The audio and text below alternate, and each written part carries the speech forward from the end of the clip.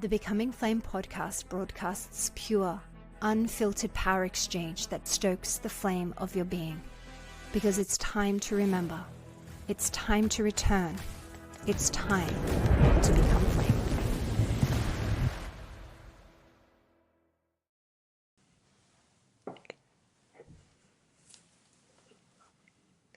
Hello, and welcome to another episode of Becoming Flame. I am your host, Kait, and today's conversation is one of those kinds of conversation that feels incredibly central to this podcast. We are speaking about intimacy, self-intimacy, the intimacy that we hold with ourselves as the primary relationship in our life.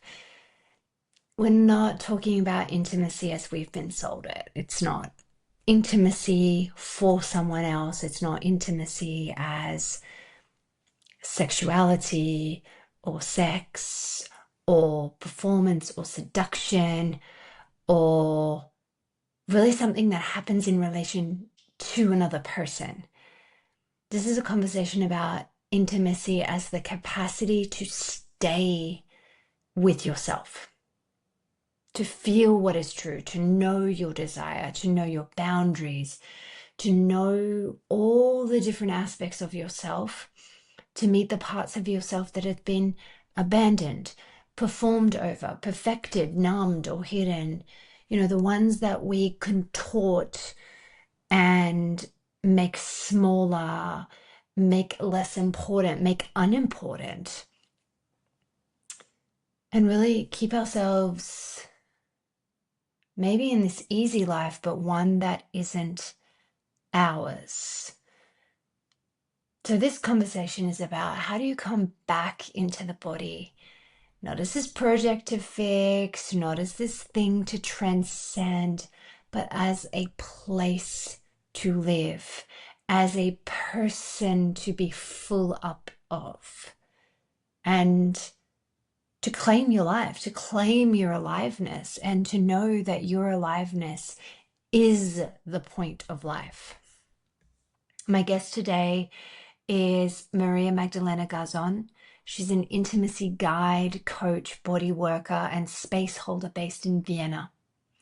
Maria's work moves through intimacy, sexuality, relationship, communication, embodiment, all of these really juicy things, but most importantly about shadow work, about trauma-sensitive body work, about meeting yourself, truly meeting yourself. She's interested in the slow, honest human return to self, the places where shame softens, releases, transforms, alchemizes, where the body starts to begin to not only speak again, but come alive. And where boundaries take on a very different definition, where they hold desires and they hold that which is not desired. They hold the fortification of this is me. And this is what I'm claiming. This is who I am. This is my aliveness. This is the limit to me. This is me claiming what I love, what I want, what I need, because I am a human with needs. I matter. I really matter. And in that way, desire and boundaries can actually start to not only exist together, but work together.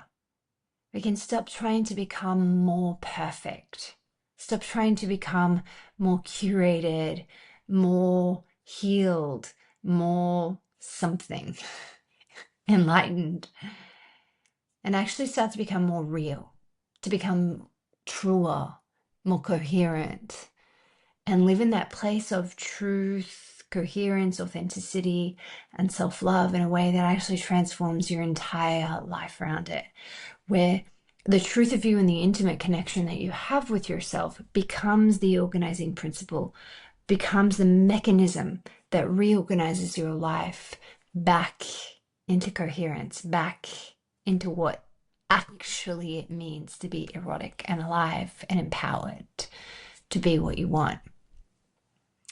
In this episode today, Maria and I explore self-intimacy as a lifelong relationship, knowing that you can continue to go deeper and deeper and deeper into your relationship with self, into the inquiry that you have to the depth of yourself, and know that you can hold yourself there, know that you can back yourself there.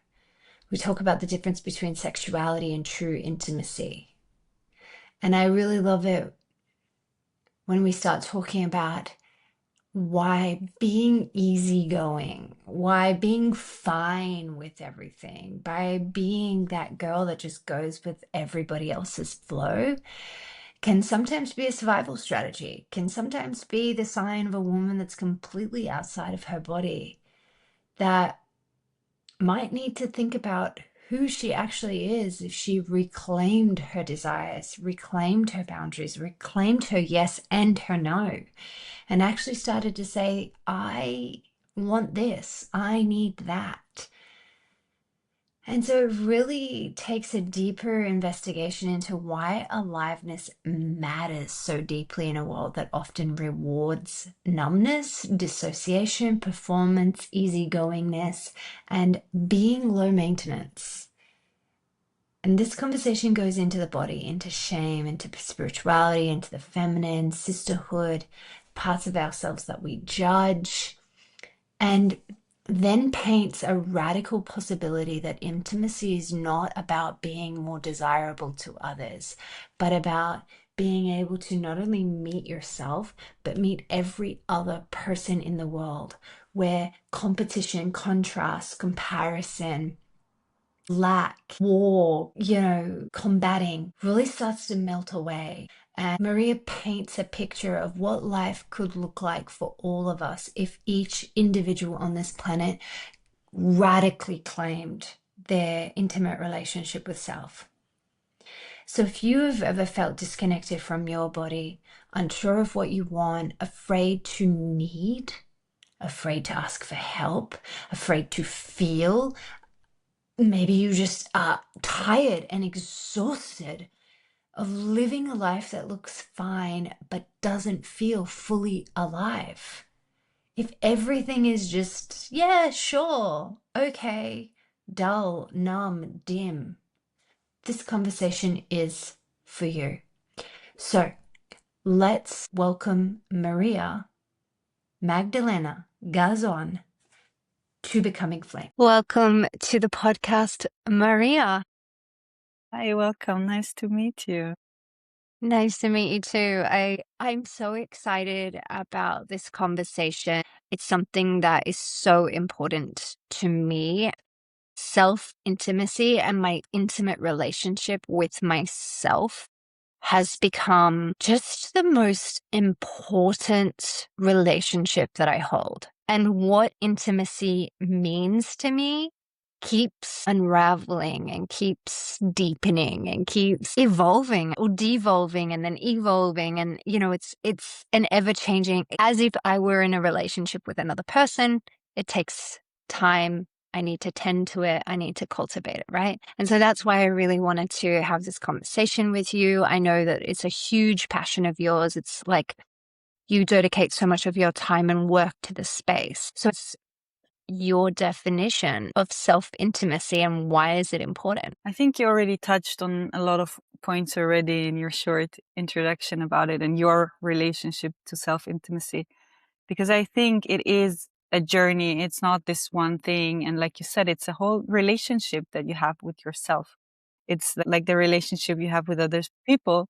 And it's the one that lasts the longest, because from the moment you're born until the moment you're dead, you have the relationship with yourself. And for me, to having this openness to constantly discover this human being that you are day by day, moment by moment. Who am I today? What is important to me today? What are my needs? What are my desires? It keeps changing and we keep evolving, and like really taking the time and making the effort to really look deeply. When am I Like, when is my behavior attached to the outer world? When is my behavior authentic with my inner world?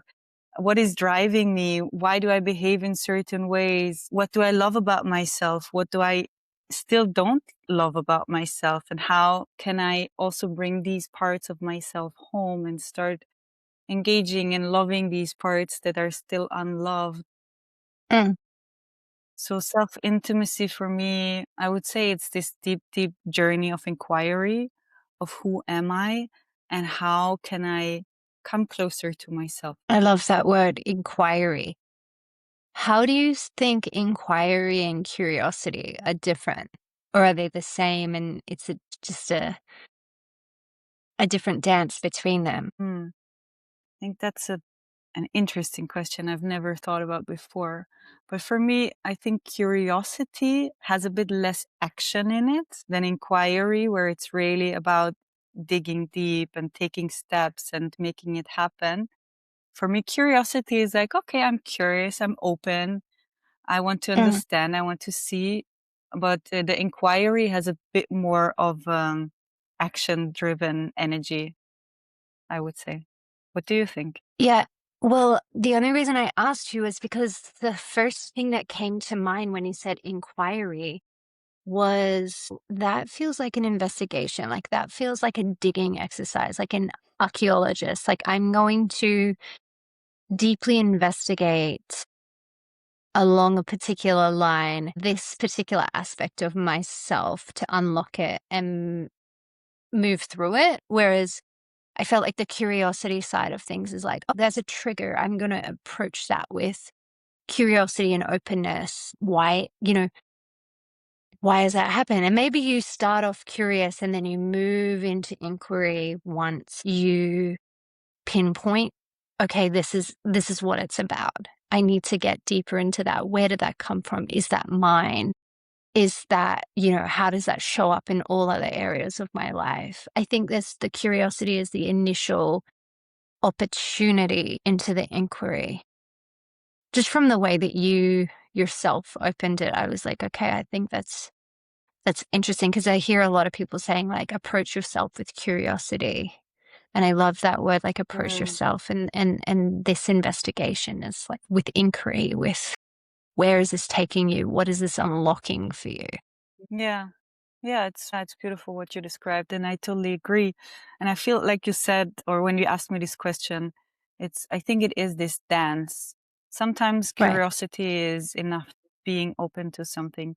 And I feel sometimes when it comes to maybe deeper wounds or trauma, you need a little bit more than curiosity because there are so many trying to protect you sometimes from the truth, Yeah. that sometimes you need a little bit more than just curiosity to really open and dive into that. So I want to like flag the first opening, like couple of minutes of our conversation.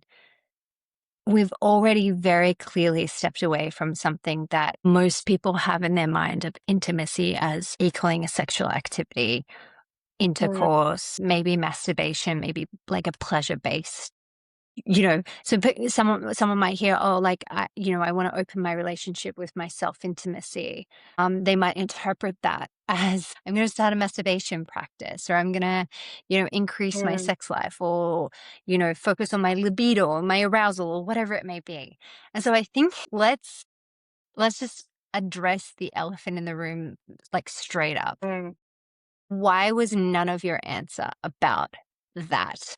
Why is that not what you're talking about? I love that question. And whenever I hear it, I'm realizing that for me, it's so clear and so obvious already that I keep forgetting that people still misunderstand these two things or they put them together. And I think this is one of the hardest parts of my work, to make people understand what I actually do or what it's actually about. That you're not a Because, masturbation coach? yeah, like for me, sexuality is also a big part of my work. And yes, it's also about creating an intimate relationship with your body and with your sexuality. For me, this is also a huge part of self intimacy, but it's as much part of it as any other part, like being intimate with your thoughts and your emotions and knowing what you feel and knowing what you think. is as important for me as having a beautiful relationship with your body. And your sexuality is part of who you are. So it's also part of it. But for me, it's not the main thing or the main goal. And for me, intimacy in general, not just self-intimacy, but intimacy is understood in such a wrong way or misunderstood.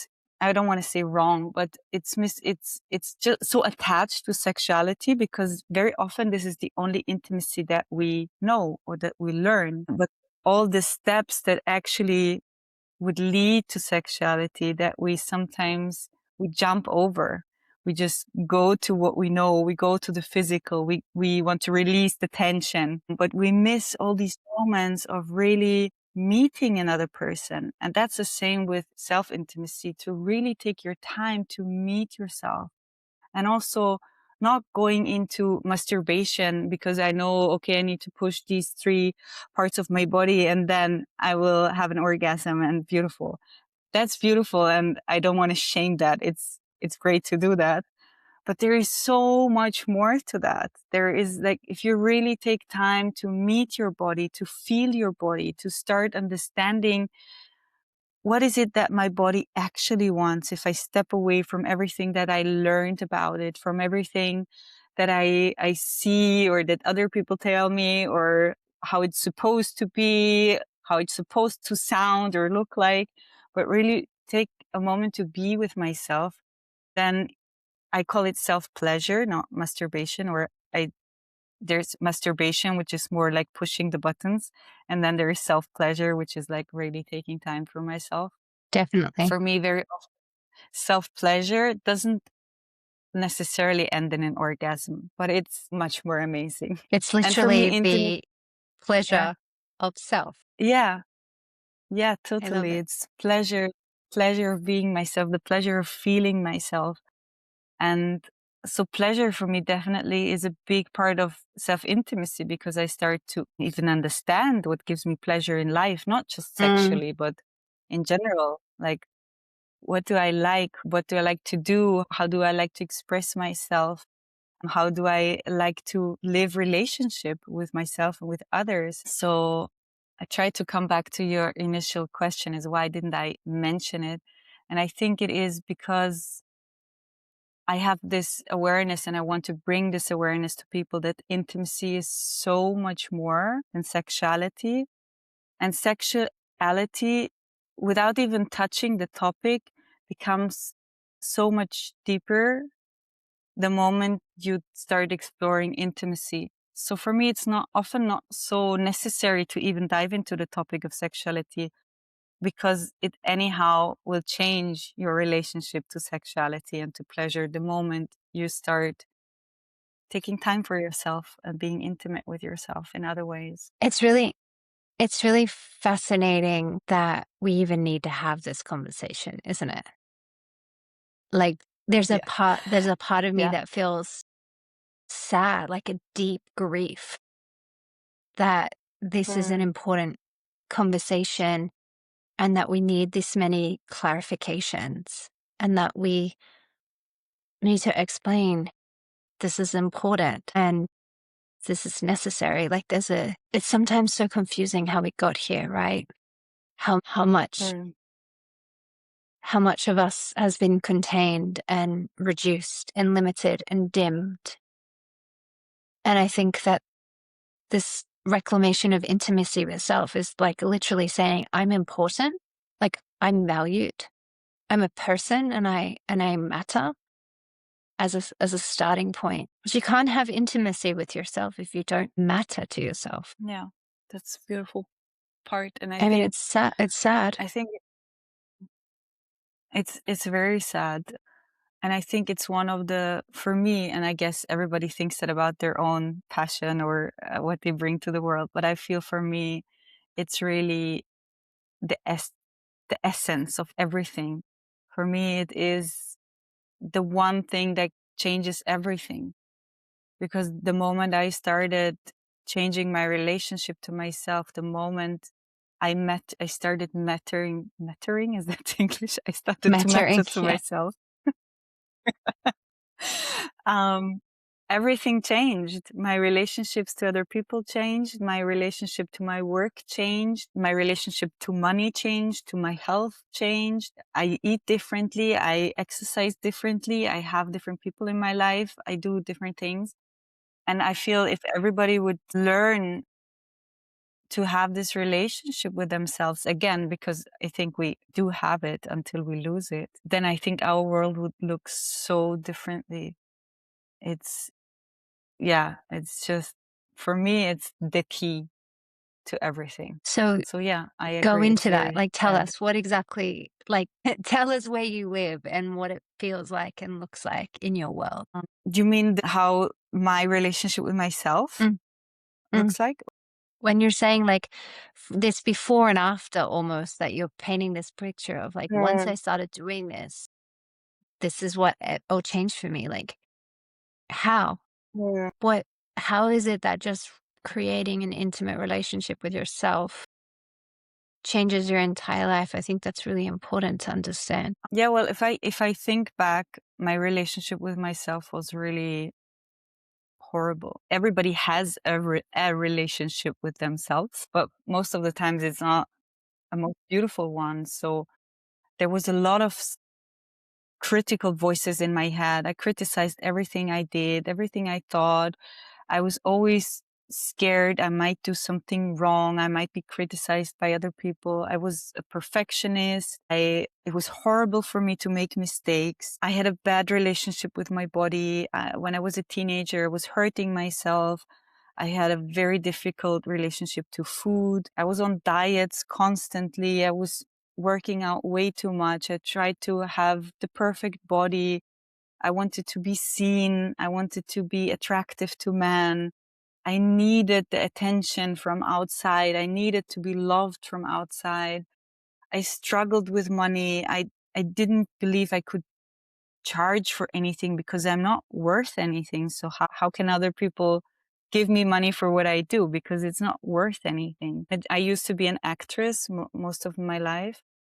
And there was also a lot about competition, and it was very hard. And it was always about becoming better, becoming better. And even when I was I was in the spiritual field from very young age. And even there, it was to become more spiritual, more aware, more perfect, and to become less human, less Mm. human. That was, I think, it is the goal for many spiritual bubbles is to not be human, but to transcend and leave all the issues that you have as a human being.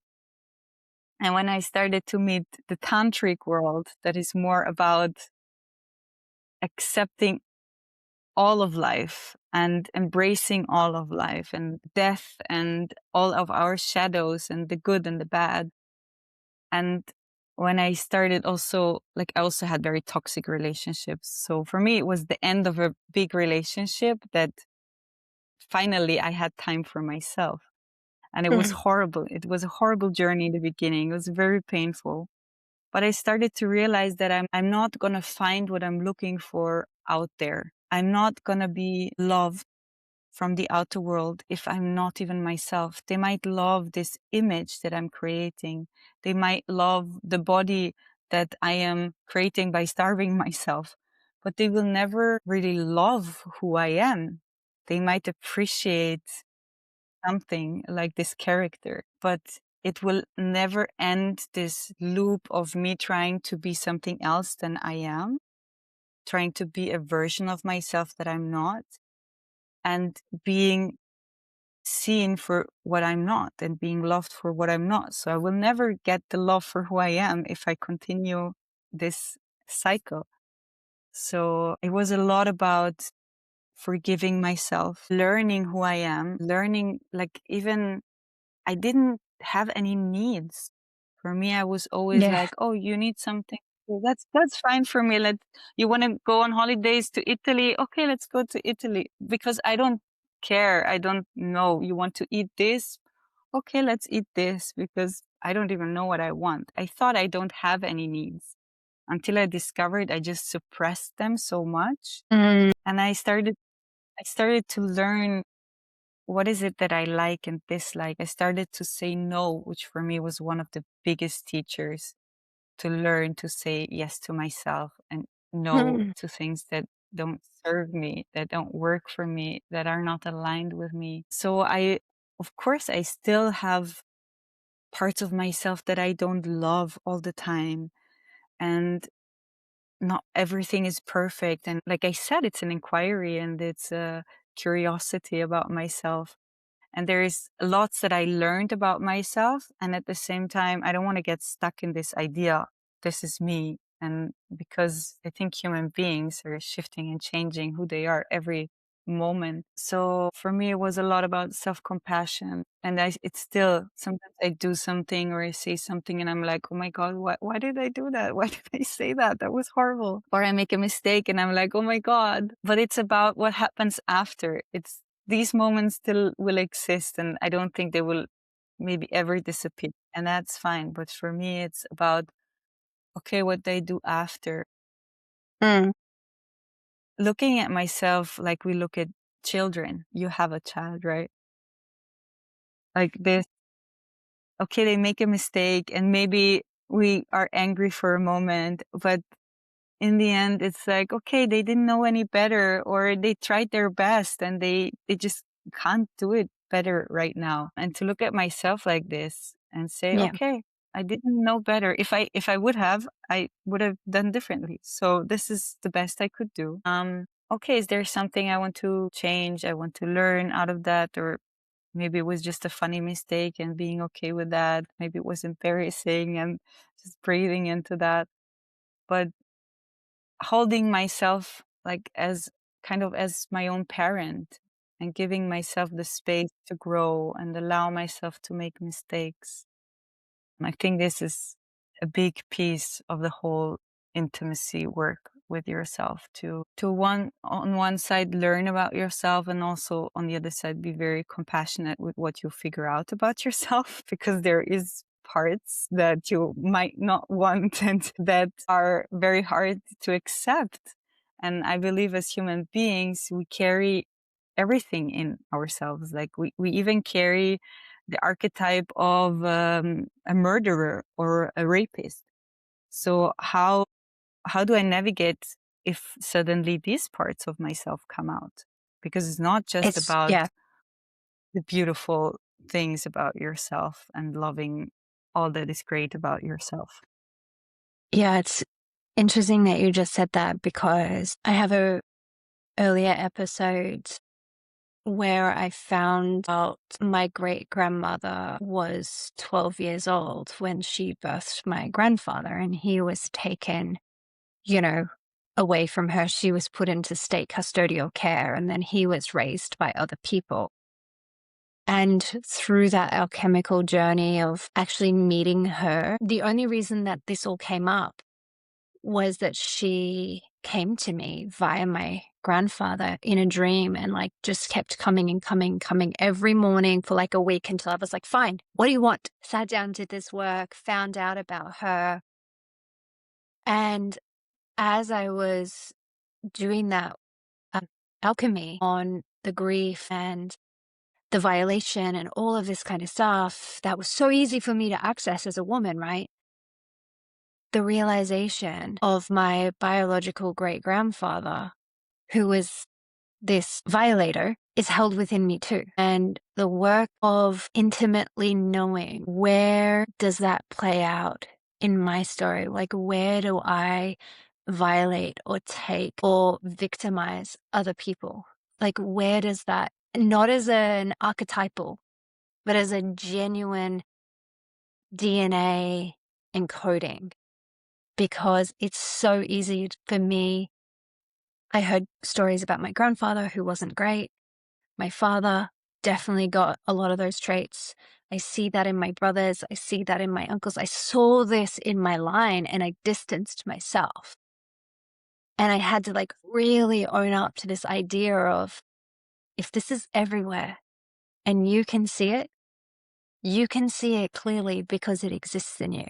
And it might not be the thing that people know about you. It might not be the way that people describe you, but it exists within your body because you can see it clearly in others. And learning to love the parts of you that violate other people sounds like a really stupid idea at first, right? Like, why would I love this part of me? And I think as the more deeply intimate you become with your own self, and the more deeply intimate you become with the divinity within you, the contrast becomes clearer as well. And so you start to become very, very aware that this human experience is actually about, how do I hold the complexity of all of these opposing forces that make me who I am? And how do I show up to almost like to be the sailor of that ship, of that vessel? You know, you can so easily go one way or the other way. Like, are you going to let the winds steer you, or are you going to become the master of directional shifts and changes that no matter how the wind is blowing, you get to know how you respond? Because it's a master sailor that goes, okay, the wind's blowing this way, but we're going the opposite way and I'm going to get there, you know? And I think that's really, yeah. And if you don't have a family history of this specific, because this is not even like ancestors for me, like this is like 2, 3 generations back. Like this is making up my DNA, my epigenetics, like this is carried. And so I think it was really, it was this really beautiful alchemical experience of understanding that the intimate relationship that I have with myself doesn't need to falter just because I find this aspect of me that's really villainous, that's really terrible. Thank you for sharing that. I think it's really, really brave to take a look at these parts and to not make it easy for yourself and just be like, somebody in my family did that and that's horrible and I'm going to judge it. And that's usually where it ends for people. It's like they see something they dislike, or especially in the family. We have so many things, Right. I guess, like a lot of judgments of people in our family. I think it's one of the biggest mirror cabinets that we can have, like going And into a maybe that's why family. the word inquiry resonated so deeply. It's because if you Mm, can make this impersonal and you can detach mm, from these things, but it's like, okay, if you want to know how to shift your relationship with yourself, even if it's just for personal gain, even if it's just so that you can make more money, do better in your business, like even if it's for purely, purely selfish reasons, right? There's no altruism. There's no like, I want to make the world a better place. I want to like plant flowers in the sea, like nothing. Like it was all just for money and gain. You would still be doing good work, even if that was a selfish motive. Like if you could take a completely selfishly powered inquiry into an aspect of yourself that is keeping you smaller than you know that you are, and unlock that and release that and come face to face with some demons and go, wow, that exists within me. And remember, okay, but I really want to become a millionaire and this is standing between me and being a millionaire. I've got to like keep going through with that. I don't care how people get there. Like, however you need to get to your personal development work, like to your deep, intimate self inquiry, like whatever your motivation is.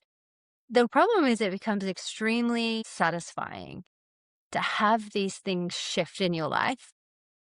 That's why I say I don't care how you start, because it's not how you're going to continue. Because it's not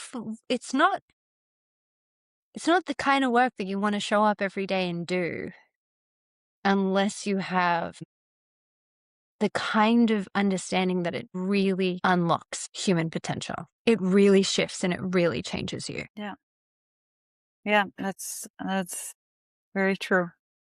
And I think also it shifts. Like there is, I guess, for those people who really continue, also when it gets really hard, I think there is no way around shifting your relationships to the outer world at the same time. That's why it's so potent. It's not just what it changes within you and what potential it opens up inside of you, but also how you go out into the world and how you react to people and the relationships that you start having. And with that, you don't only just change yourself, but you start really changing the world outside yourself, and you have an And impact. also and how people around relate you. to you too. One of the things you said earlier that I want to come back to because it was so important was this almost like this difference or this confusion of I'm a low maintenance girl. Like, no, I don't care what we eat. No, I don't care where we go. No, I don't care what I wear. Like, I'm easy. And I really, Yeah. really resonated with that because I used to be the easiest going girl in the entire world. I remember having this realization at one point, like kind of way too close to my 30th birthday for it to be comfortable, but realizing, do I know what kind of food I like? Do I know what my style is? Do I know what I like to do on the weekend? Like, do I know what my hobbies and my interests and my, like, just general value system is? Like, do I know any of these, like, really important pillars of personhood are about myself? Like, do I know any of the answers to this? Like, if I took a friendship test on myself, would I get any of the answers right? And also, would I even know how to correct if the answers are right or not?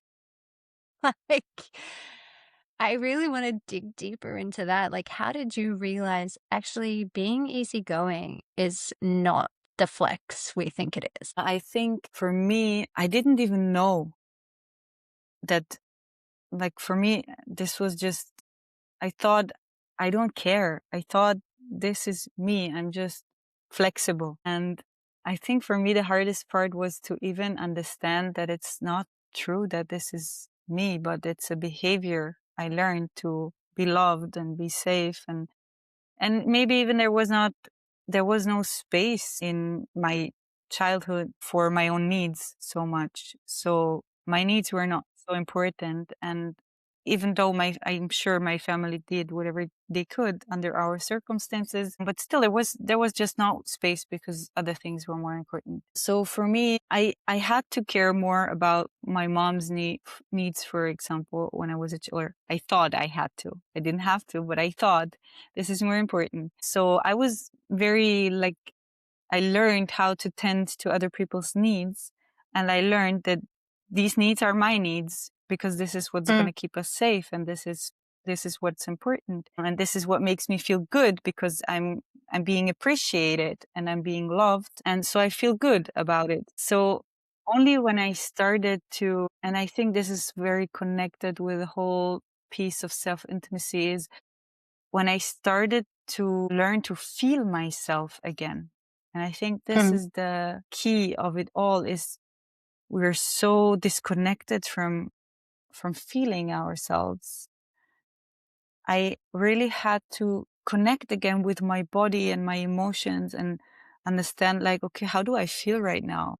What do I want right now? And I think it can be very uncomfortable to have an opinion and to want something and to want something else than the other person wants. And it's very easy and in some ways to just be okay with everything that's happening yeah. around you, or being like okay with the needs of other people. So I think it's a beautiful mechanism to survive and to be loved and to have an easeful life, but it will never be your own life.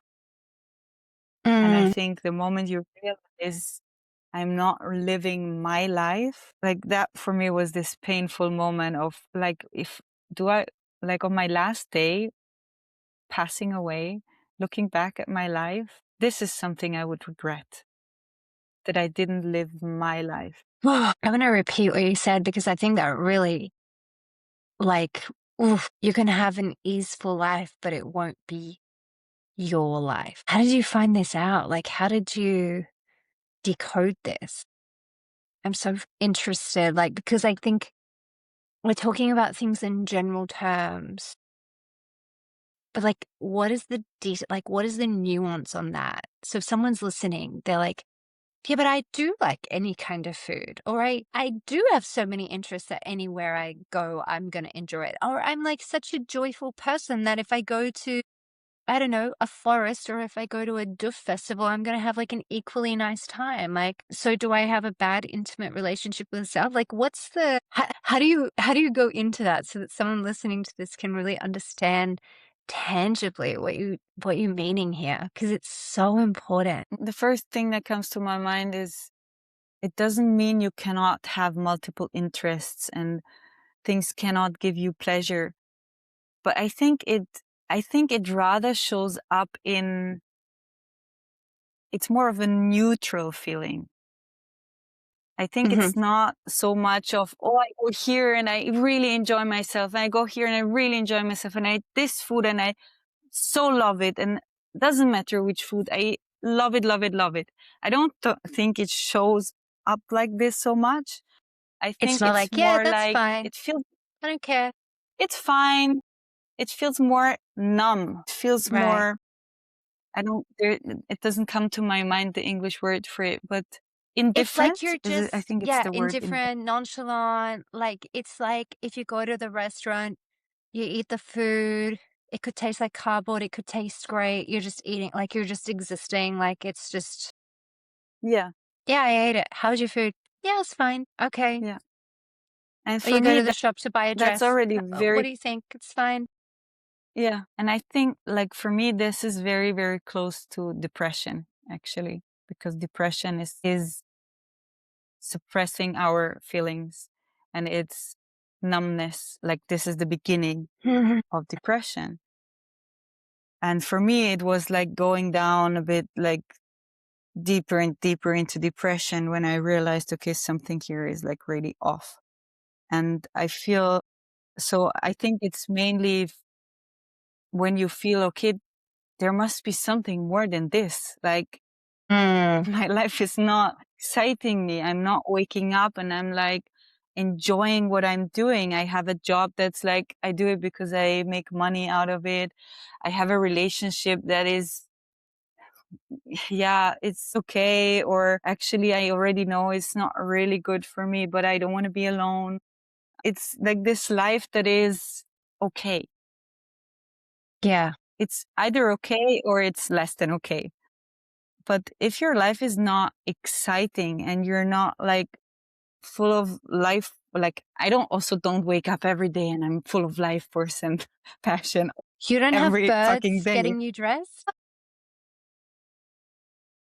That's so weird. No, I know, because sometimes, okay, then maybe you can teach me. No, I can teach it, but I don't actually have the birds. I'm saying this because I feel sometimes when we listen to podcasts or we listen to teachers or people who are some tools that we might not have yet, then there is this illusion or this fantasy of once I understand it, my Yeah. life will be perfect. There's something wrong with me because my life is not perfect. And it's not about Right. having the perfect life and waking up every day and every day is great.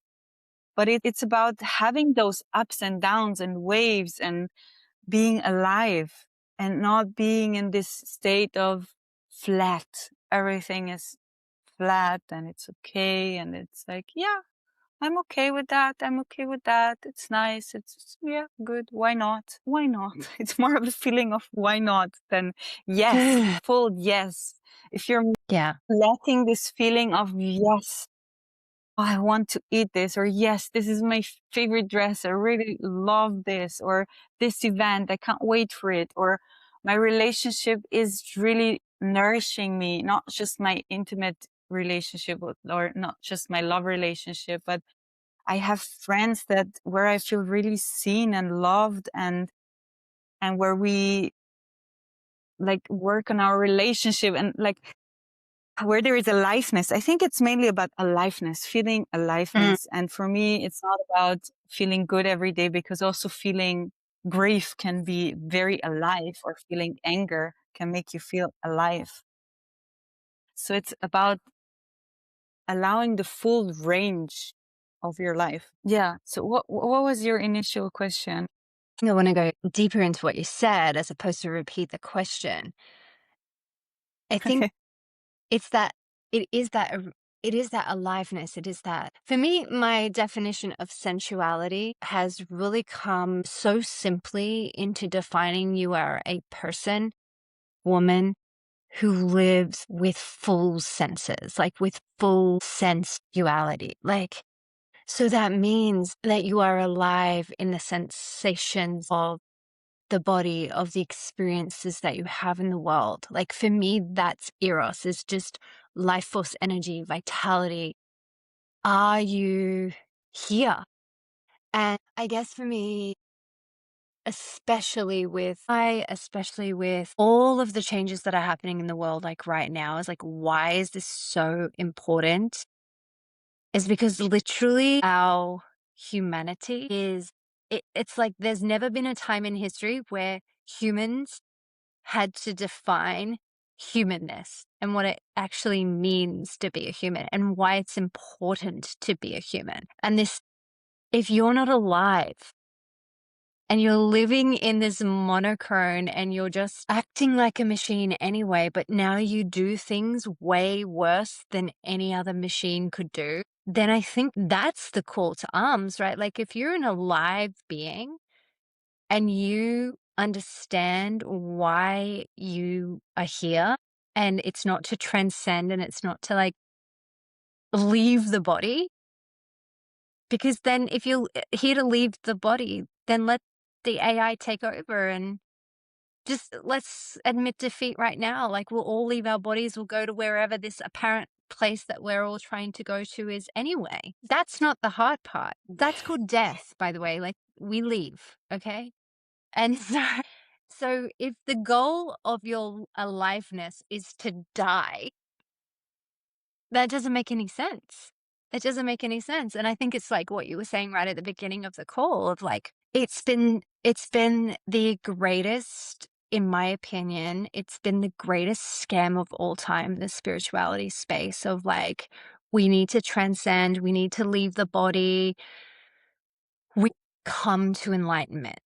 If that was the goal, we would all be on our own little individual hill somewhere in the world, not talking to anyone and not engaging in relationships, being abstinent, and then like we'd achieve that by the time we're 7 years old. Like it's easy. Like that's not the goal. That's not the game.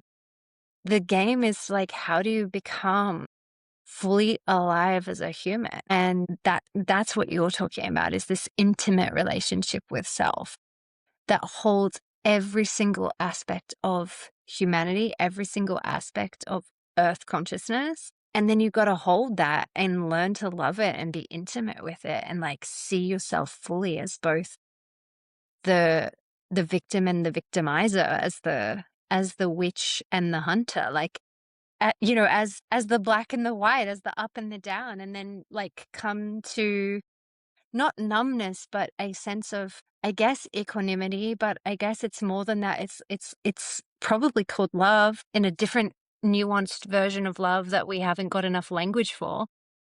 It's probably that our languages, all of them, every single one, doesn't have enough words for it, because, or maybe ancient languages do, that we've wiped out because they knew they knew a lot about this. But yeah, like I think what you're talking about is this intimate connection with your erotic, alive humanness, and owning that and being that and living that. And like, yeah, that's where I'm going to be. So interesting. It feels like I'm listening to myself when I listen to you. Sometimes I'm like, yeah, exactly. That's exactly how I would say that. It's incredible. Yeah, I totally see it the same way. And when you shared, what came to my mind was that I think the term enlightenment is, I think we have to ask ourselves, what does it even, like what, because for me, it is still enlightenment.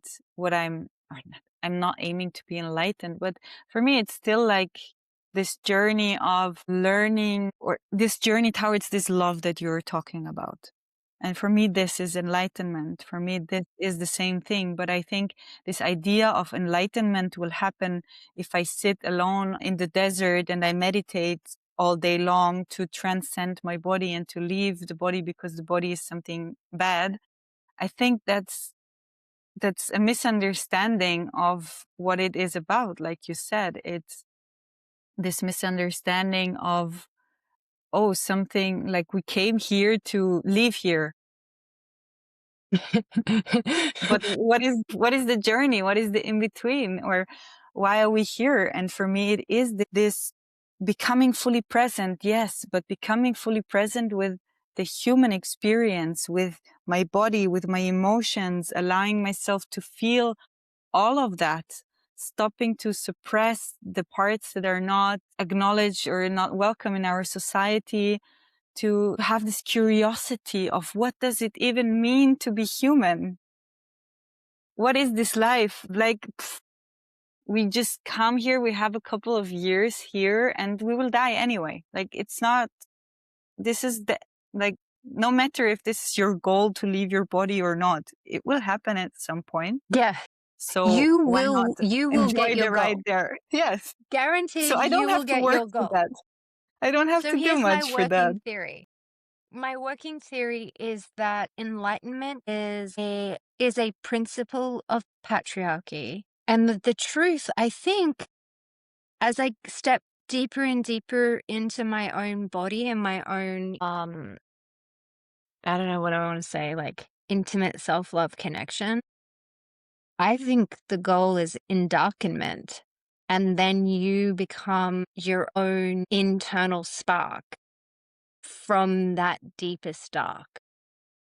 And the only reason I start to think about this is like, why are there so many men as spiritual leaders insisting that they only work with women and get them to disconnect from their bodies? That's like, that's too many alarm bells. Like, that's too weird. And, when all of those names got released, like every single woman that's like deep into the space of like being their own voice of clarity and, sovereign understanding of what she needs, was not surprised in the least that these kinds of things were happening with these particular leaders that don't need to be named and don't need anyone giving them any more validation. But if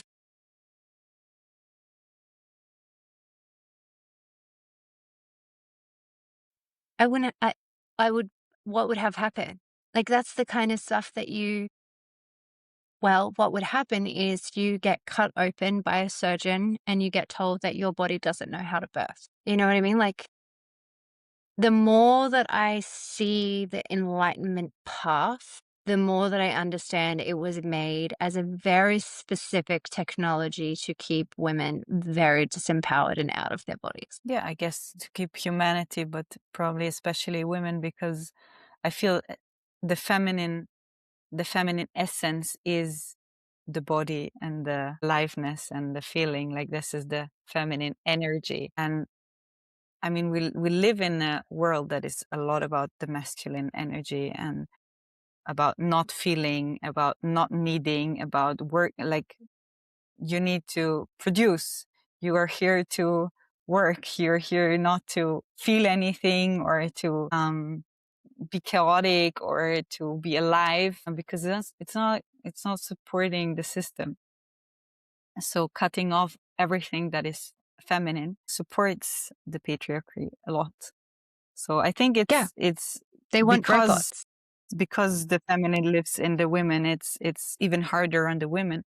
But I think it's cutting off everyone from their bodies, also cutting off the men from their feminine aspects, because the feminine is not valuable in a world like this where we live in. And so, how did you personally, in your journey back to your intimate relationship with yourself and your femininity and your aliveness, I guess, firstly, like, how did you even approach that? Was that something that you just kept unfolding along the way? Or did you have specific practices? Did you have like a goal? Or was this just like a really natural unfolding? And then, like, as that unfolded, like, yeah, I guess the journey of that coming back to Yeah. self and that intimate relationship. Tell us more about. I guess, the details of it. I think it had many pieces, and it also, I had to laugh a little bit when you said that when you were 30, like there was this turning point for you when you started questioning yourself if you would be able to answer questions about yourself. It was Yeah, also I for think it me when was I around turned then. It 30. was, like, late. It was late. Yeah. It's, like, way too late.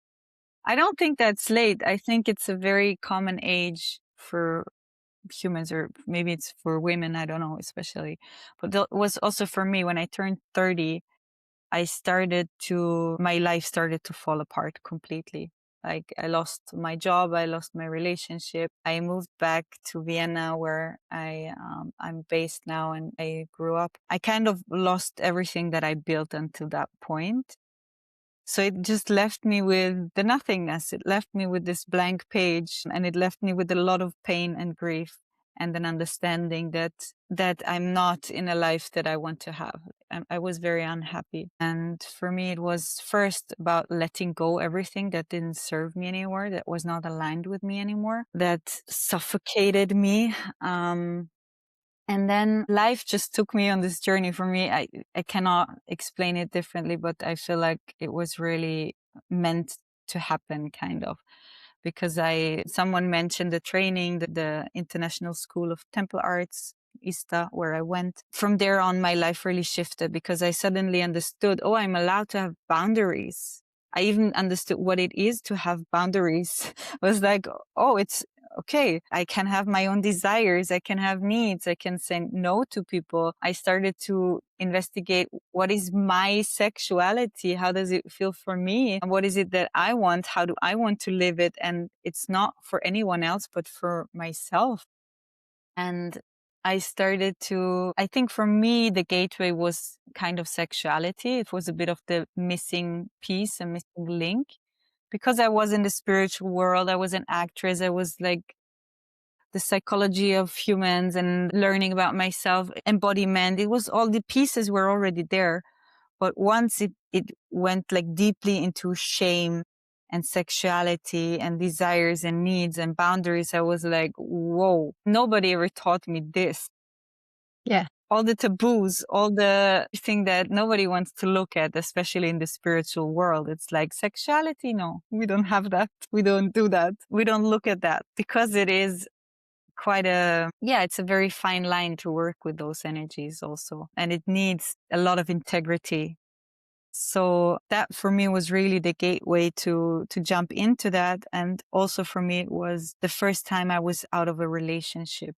So it was the first time I had to understand, who am I without the relationship? Who am I without someone else that I can, like, if you always are okay with what the other one wants, but there is no other one, then you have to suddenly know, what do I want if there is no one else I can lean on to. So for me, that was such an important, and it's still such an important journey for me to just be with myself and learn to be okay to be with myself. And I had to learn to love myself. And I didn't want to depend on a relationship or depend on someone else. And I still am a relationship person. I love relationships. And also I do have relationships with my friends that are very important to me. And still, like, really starting to understand that the relationship with myself is another relationship, like a love relationship, that I really need to nourish, that it needs time, because you don't go on a date with someone once and you're like, okay, now I know this person and that's it. I don't need more. If you have a relationship, like if you marry someone, or it's like, hopefully until the day one of you dies or you separate, it's a curiosity about each other, and you learn about each other and you will discover new things about each other. And it's the same with yourself. It doesn't end. It's just a relationship to discover each and every moment. And for me, it was a lot of puzzle pieces, but finding people who I could really feel they have something that I want to have and I don't have it yet. How did they get there? And learning from them. Yeah, because I feel there's also a lot of teachers who tell you this and this and this, but they don't embody it. I don't feel there is a lot of people out there who really embody what they teach. So So for many. me, it was a lot about finding those people who really embody this aliveness, who you look at and you're like, whoa, there is life force, there is juiciness. Not even that you just Yeah, look at, because that I you can feel, yeah, feel, like they're so, yeah, they have this field and it pulsates out of it, but it also pulls you in. And it's like, that's what they mean by magnetic. It's like until you've been in someone's presence that, like, you can feel yourself like being pulled into them and being like, I want to share with you and I want to like receive from you. And it's like so clean. Yeah. It's a lot of stickiness and yeah, without that embodiment, without that magnetism. yeah. And for me, it was also what just came to me is to stop believing I have to do it all by myself. I have to Yeah. figure it out by myself, asking for help, finding people who already have what I'm looking for, and also understanding that this journey is a relational journey. Yes, it is the relationship with yourself, but it's also about relating with other people and learning how to relate in a healthy way, learning how to relate in a way that I can stay by myself, like stay myself, be authentic with who I am, and be in a relationship with someone who does the same thing and deal with that. What does it mean? How do we navigate your needs and your boundaries and my boundaries and learning that that's possible and that's okay to have your boundaries and have your needs and not be rejected for that. And learning all these, like healing for me can only happen in relationship because the pain happened in relation to something or someone. So you have to heal it with someone else. So besides this constant relationship investigation with yourself, it's a lot about relating with other people for me as well. Mm-hmm. Mm-hmm. But for me, it like the moment you start relating with yourself and having better relationship and compassion with yourself and love with yourself, you immediately will open up also more to other people. That's what I believe.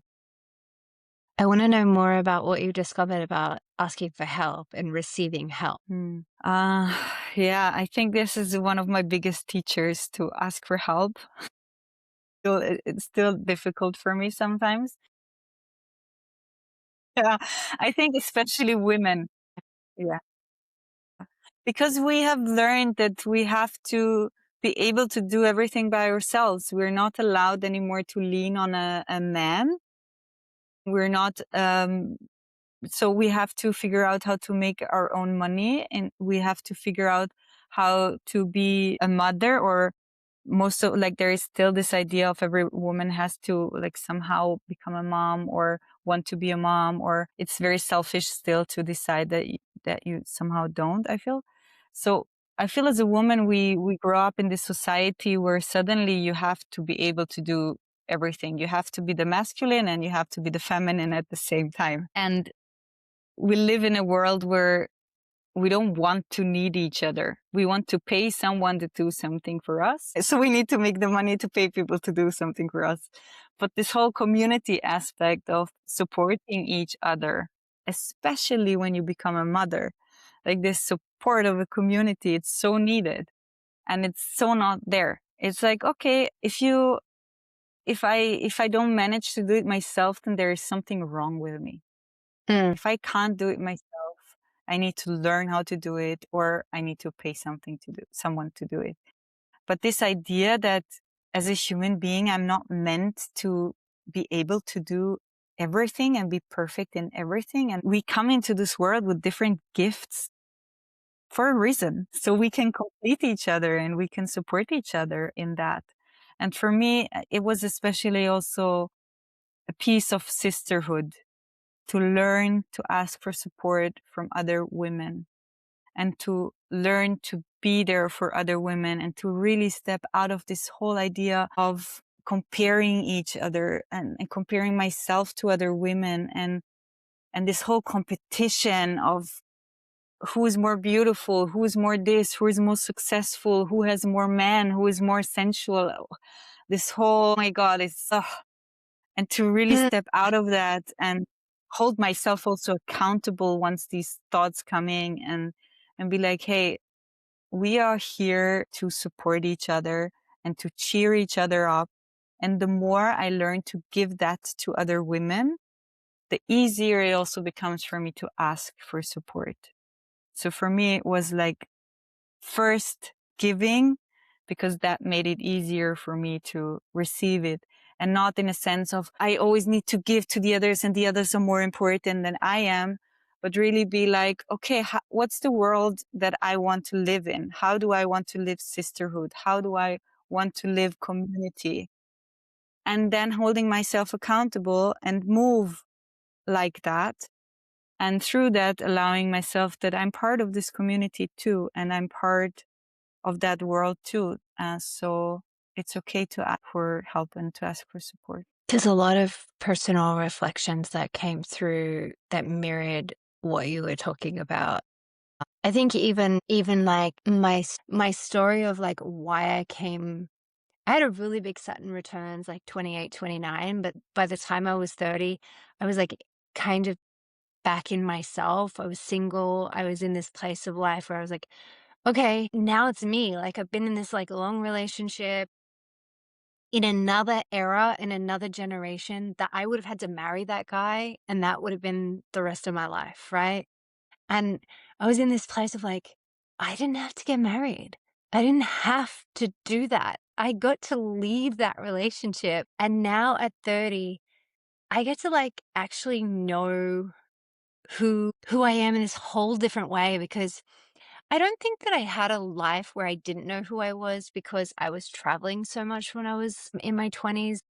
And I was doing like things like hitchhiking and couch surfing, and that really shows you who you are at like this really deep level. And like the level of self-trust that I had in myself, that's like, I don't speak this language. There is no such thing as a smartphone or an internet connection wherever you go at this like point in the world. And so it's like you've really like you build this level of trust in yourself. And yet still, I would say the trust that I built in myself was that I could do anything I needed to do. I could keep myself safe, that I could find where to go, that I could navigate the world, that I could connect with other people, that I could find people to travel, like to do all of these things, that I could set up a business in a new country, that I could find an apartment, like I could do all of these life, like really, I would say like I could live life, get things done. Like there was no problem. I did know myself probably more than the average 20 something year old. But I think it's like when you arrive at your 30s, you're like, I'm not a kid. Like, I'm not a baby anymore. Like, life design. What do I want to do? Who do I want to be? I get to choose all of this. Who do I want as my friends? Who do I want as my inspiration, or my, like who do I want in my corner? Like what what is this life going to look like? And I think those, like, coming back to that word inquiry, it's like you have to open a deeper inquiry into like, how are you going to live this life? What are you going to do? What's it going to add up to? What's the hypothesis for your existence here? And how are you going to go about proving that? And I think it was such a similar story to yours of like finding yourself single in an era where women are allowed to be single. Like we don't even like appreciate that in so many ways of like, women are allowed to live alone. They're allowed to be single. They're allowed to be 50 years old, never have lived with a man, never have like been with a man, and be totally, totally happy and self-sufficient and capable. And I'm like, so what are you going to do with it though? That I think that inquiry that you're talking about is so important. And doing that outside of a relationship, like in relationship with yourself, is so new. It's so privileged. And I think about that in terms of like, how would my grandmother or my great grandmother, even my mother, how would they be different if they got the grace and the length of time that I really don't think it started any generation earlier than Gen X, of like being allowed to be alone. And I'm not advocating for hyper independence or women can do it all themselves. Like, I think that's too extreme. And I think we're all paying the price and we're finding the pendulum, like, equilibrium from that, hyper women can all do it by themselves. But the Mm, other extreme was they couldn't do anything by themselves. And if you were an mm, unmarried woman by 25, well, good luck to you. Like, how are you going to eat? So I think we are finding that middle ground. And I think that we forget how privileged that is for the first time in like 5,000 years that we get to live alone. And that if somebody doesn't choose us and marry us, like, we're okay. But coming back to that self inquiry and coming back to that deeper, intimate relationship with self, your body's not always going to feel that way because this is like you're the first one in you're the first one in your genetic line that's been allowed to be okay on your own. That's not in hazardous, like, perilous danger. Your survival is not at risk. But that's so new. That's so new. And I think that's why that inquiry, like constant inquiry, is like, why do I feel like I'm not allowed to just take this time for myself? It's like, because no one else has ever been allowed to do that. So, like, breathe into that mm, and honor your ancestors because you get to do what they all ha- have wanted. And that's why I come back to, like, it's the endarkenment as opposed to the enlightenment. That is about being deeply in your body and owning your human female experience and all the darkness and all the shadow and finding the light within that, within the body. That's very different to breathe deeply, leave the body, and transcend. yeah, totally.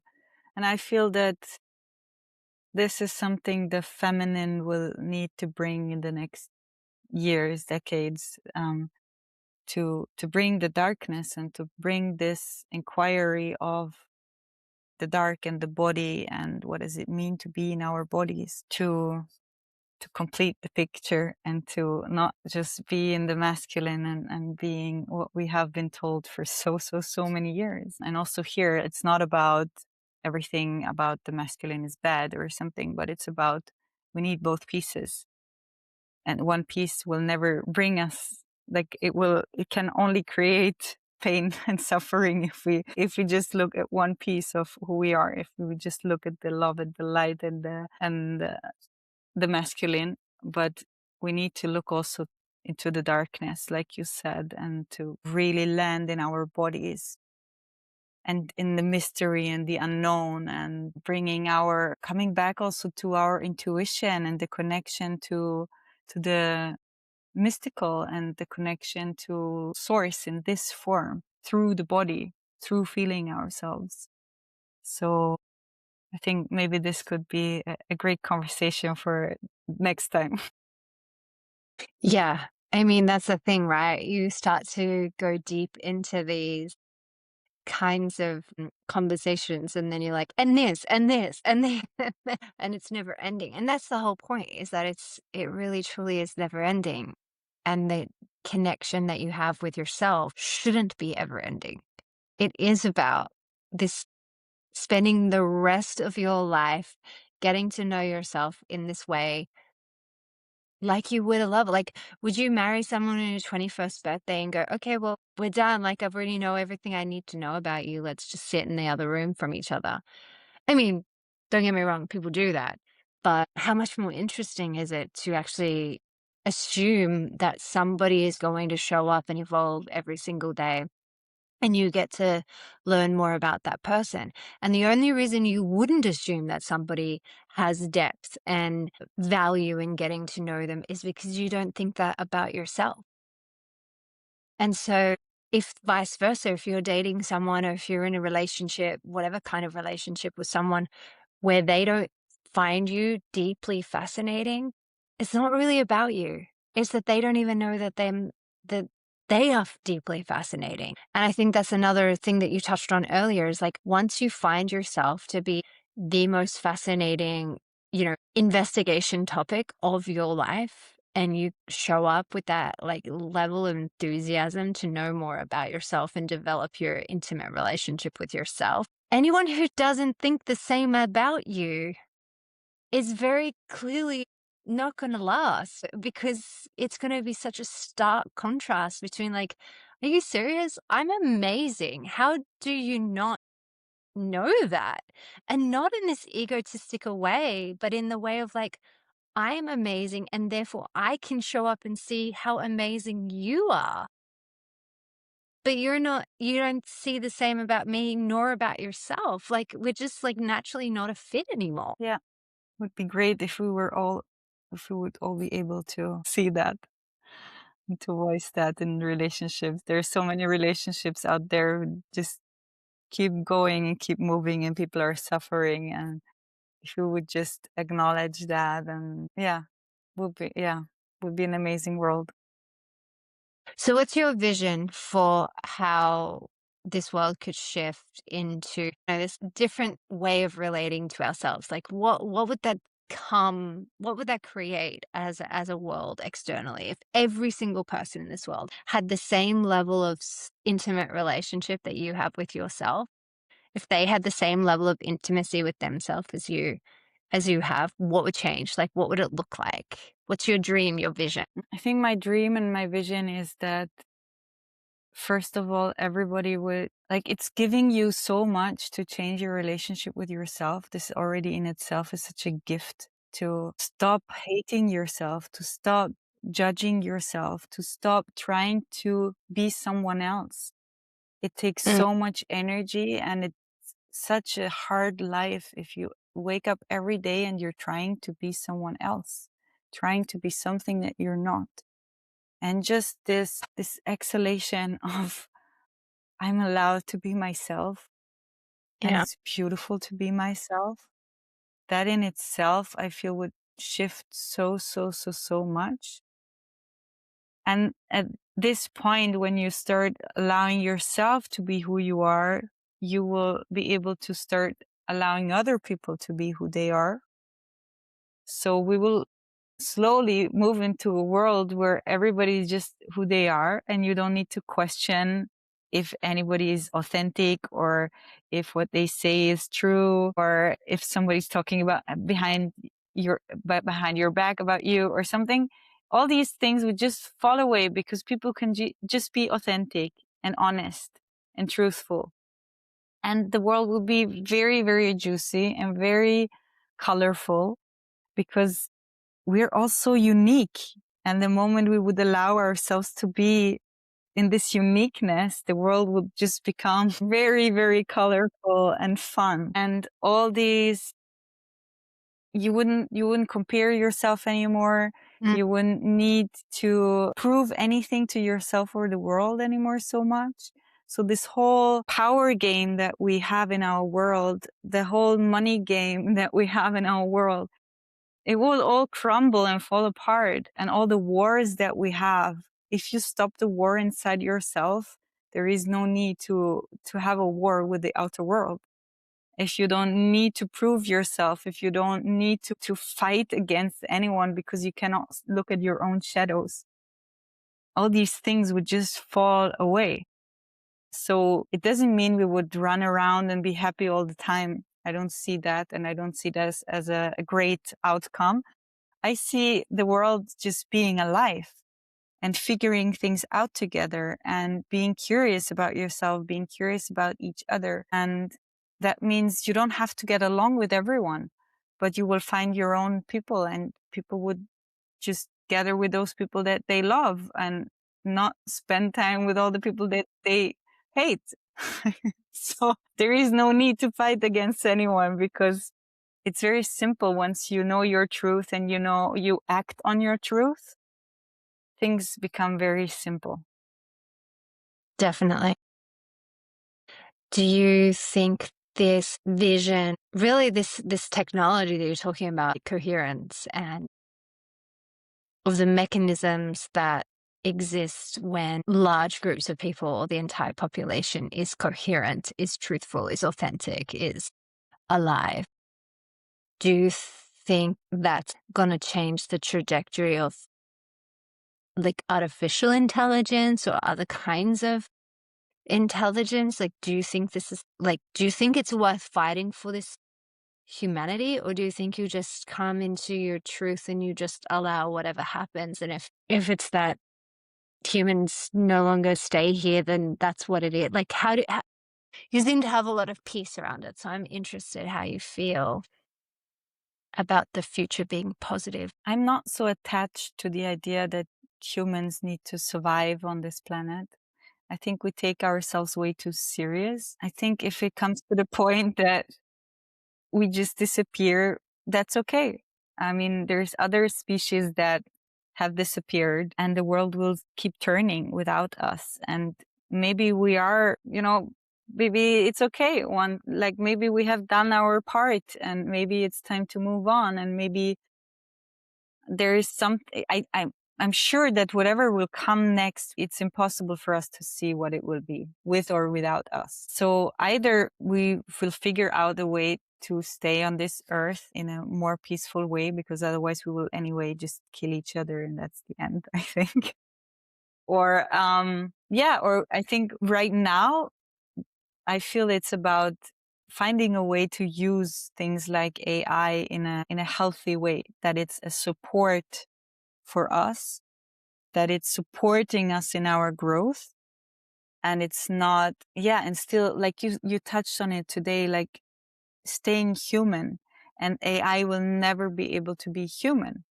So it's about being even more human and feeling even more what does it mean to be human, not with the attachment of that's the most important thing and humans are the best thing that could have ever happened to this planet. I don't know if that's true. But all we can do, all we can be is being human. So this is our job. This is what we are here for. So this is what we can bringing humanity. And I think that's all we can do right now. Yeah, it's interesting actually, because when I was younger, I was very rebellious. I had a lot of like anarchy energy, a lot of rebellion energy, a lot of like protest energy, like we've got to save the world energy. And it's interesting as especially when I was in like a more spiritual sphere, there's a lot of emphasis on we need to save everybody, or we need to like, and you can see that in like a religious realm as well. Like we have to save everyone's souls, or like in the spiritual world, it's like we need to lift the consciousness so that others can see themselves, how we see them and all of that. And you're like as I've come, I went into that, I was like, this is so weird. But there was a part of me that it obviously spoke to. And like in healing that part that needed to save other people was like, you don't need to save anybody. Like, what are you even talking about? And as this sort of like solidifies deeper and deeper into my body, and like, I am not anybody else's savior. I'm not anybody else's mommy, well, I'm some people's mommy, but like, in a global sense. The idea of this all just whatever happens, happens has been like, I don't know that it's nihilism. I think it's just this acceptance of it is exactly what it is. And that doesn't mean that I do nothing.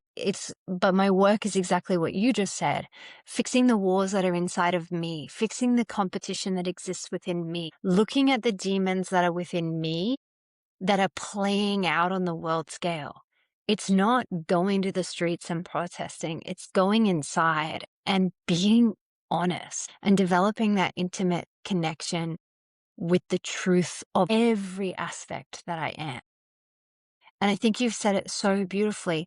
And that translates to we either all evolve and we come into this whole new way of being and existing, where being human isn't about what you do for a living. It isn't about what you do for 8 hours a day for someone else. Because that is not the definition of being human.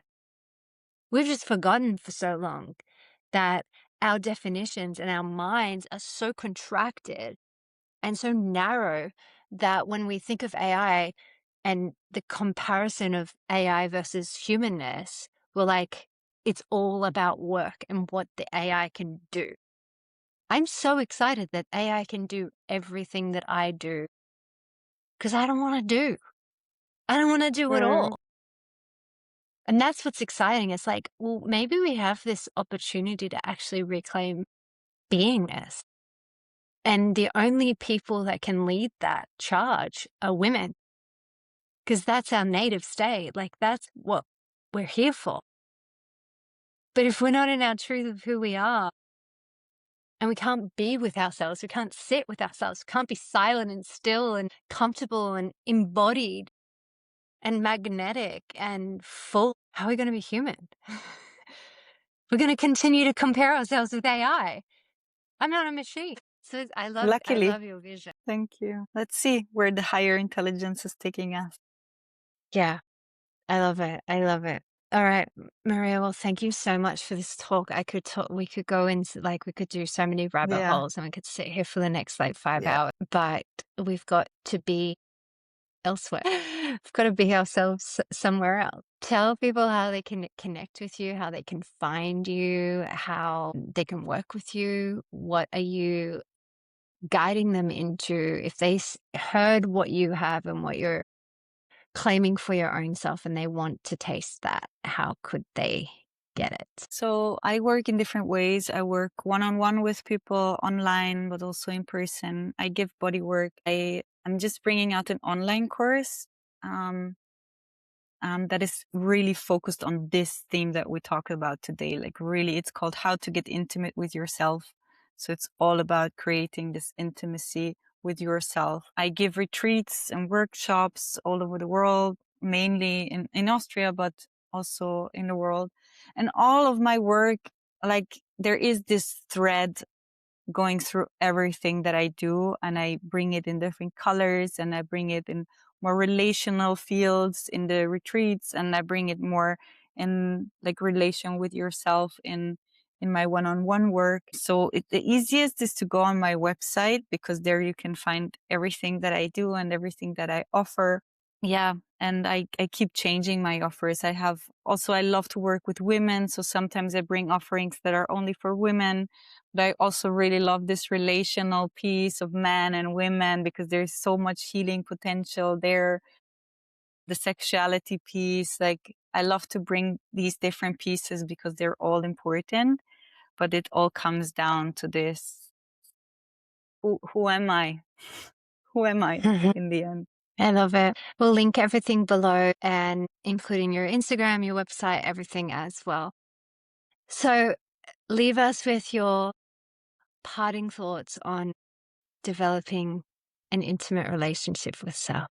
I think what I want to leave with for people is just allow yourself to create a small pocket in your life, in your everyday life, every day. At least create those 5 minutes to ask yourself questions and to see, who am I and what do I need and what do I want and how do I feel? Even like starting with 5 minutes, I know we're all busy and it's hard to bring something new into our world, but starting with just this question of, is my life the way I want it to be? Or is there something that, like, am I in my truth? And from there, like really just taking moments, small moments for yourself to feel yourself, start to create this connection with yourself, and everything else will fall into fall into it. Yeah. Again, that inquiry. You're the inquiry queen. I love it. It's been such a I pleasure. really enjoyed this I am so, so conversation. grateful to you. I love your energy. I love your presence. I love how you talk. I love how clear you become and how you light up when you talk about this work. It's so inspiring and it's so refreshing and it's so beautiful to witness you and to know you and to be in your company. So thank you so much for the privilege of this conversation, but most importantly, thank you for the work that you do in the world. Thank you for showing up each and every day to be the truth of who you are, because the truth of who you are is beautiful and divine and gorgeous. And I've been so privileged to know you. So thank you so much for coming. Thank you. It was such a pleasure. That was fun.